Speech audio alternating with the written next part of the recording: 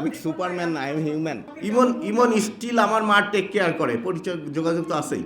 আমি কিন্তু সব বলে দিছি যে কি কি বলছে, কি কি হয়েছে, প্রমাণ তো করবে অ্যাডমিনিস্ট্রেশন। আর ওর বলে দিছি যে ওর এই কি বলে অ্যাপসের মাধ্যমে কথা বলতো, আর যে প্রমাণগুলো সেগুলো তো বাইর করবে তদন্তকারী কর্মকর্তারা এবং শোকাগ্রস্ত হিউম্যান।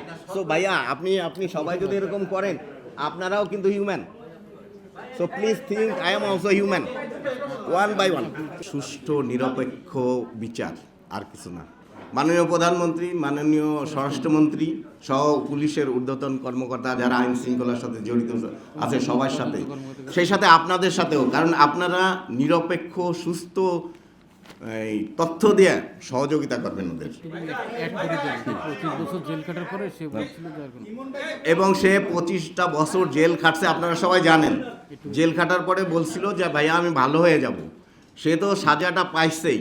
তো 25 বছর আমার দিয়ে কোনো বদনাম হবে না, এটা আমার কাছে বলছিল। কারণ 92-তে সে একটু আহত হয়েছিল এই মারামারি করে, তো তার সেই ট্রিটমেন্টের জন্য আমার বেশ অনেক টাকা খরচ গেছে, এবং আমার একটা ব্যবসা প্রতিষ্ঠান দোকান ওটাও প্রায় ধ্বংস হয়ে গেছিলো। এই জন্য সে মেন্টালি গিলটি ছিল। হ্যাঁ, আমার মনে হয় এই জন্যই সে বারবার আমার কাছে এগুলো বলতো, এটা আমার ধারণা।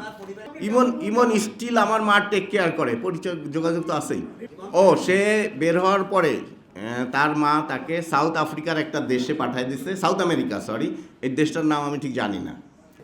আমি কিন্তু সব বলে দিছি যে কি কি বলছে, কি কি হয়েছে, প্রমাণ তো করবে অ্যাডমিনিস্ট্রেশন। আর ওর বলে দিছি যে ওর এই কি বলে অ্যাপসের মাধ্যমে কথা বলতো, আর যে প্রমাণগুলো সেগুলো তো বাইর করবে তদন্তকারী কর্মকর্তারা।